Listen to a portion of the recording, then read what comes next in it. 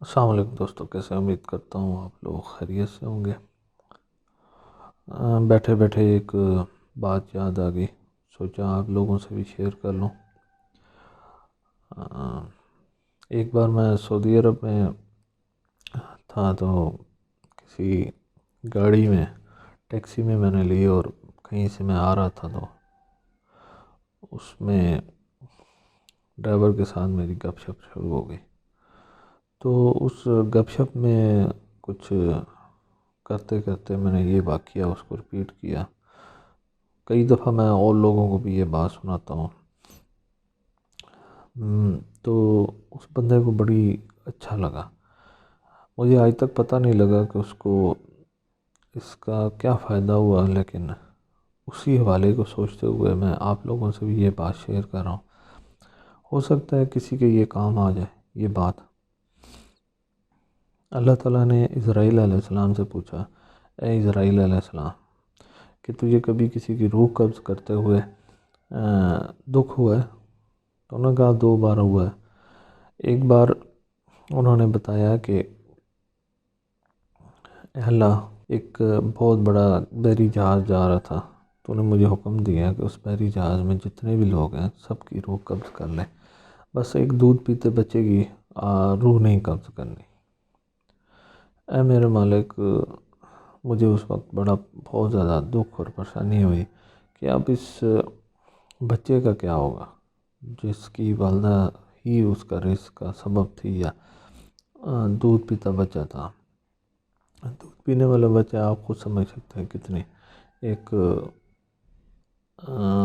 پریشان کن سی بندہ خود بھی سوچتا ہے تو اس کو پریشانی سے لگ جاتی ہے۔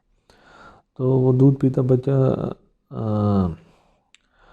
چھوڑ دیا، تو میں لے آیا، تیرا حکم بجا لایا۔ اللہ تعالیٰ نے فرمایا کہ اے اسرائیل علیہ السلام، تو جانتا ہے اس کے بعد میں نے اس بچے کے ساتھ کیا کیا؟ حضرت اسرائیل علیہ السلام نے فرمایا، مالک تو بہتر جاننے والا اور بہتر کرنے والا ہے، تجھ سے بہتر کوئی نہیں کر سکتا۔ تو اللہ تعالیٰ نے فرمایا کہ میں نے لہروں کو، سمندر کی لہروں کو حکم دیا کہ اس کو اس کنارے پہ لے جائے، جنگل کے جانوروں کو حکم دیا کہ اس کو دودھ پلائیں، بادلوں کو کہا کہ اس کو بس سایہ کر کرے، آیا کہ اسے دنیا کی ہر بادشاہت اس کو میں نے دے دی۔ تو اللہ تعالیٰ نے فرمایا کہ اے اسرائیل علیہ السلام، تو جانتا ہے کہ وہ کون تھا؟ تو انہوں نے عرض کی کہ یا باری تعالیٰ، تو بہتر جانتا ہے۔ اللہ تعالیٰ نے فرمایا کہ وہ نمرود تھا۔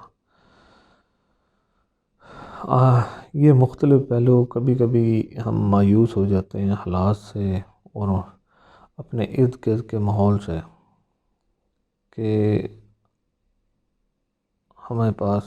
ہم اکثر سوچتے ہیں یہ نہیں ہے، فلانی چیز نہیں ہے، فلانی چیز نہیں ہے۔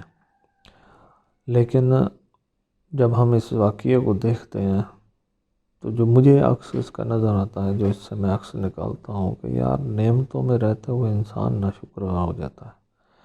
کبھی کبھی پریشانیاں بھی اچھی ہوتی ہیں اور وہ ہمیشہ اللہ کی یاد میں آپ کو مشغول کر دیتی ہیں۔ انسان کا پہلا مقصد خدا کی یاد ہے اور اس کی طرف متوجہ ہونا ہے۔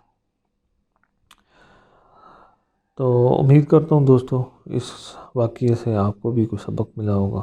مجھے بھی اللہ تعالیٰ اس سے سبق حاصل کرنے کی توفیق عطا فرمائے، آپ کو اور مجھے آسانیاں تقسیم کرنے کی توفیق عطا فرمائے۔ ملتے ہیں ایک نئی ویڈیو کے ساتھ، کسی نئی گپ شپ کے ساتھ۔ اپنا خیال رکھیے گا، دعا میں یاد رکھیے گا۔ اللہ آپ سب کو خوش رکھے، آباد شاد رکھے۔ السلام علیکم۔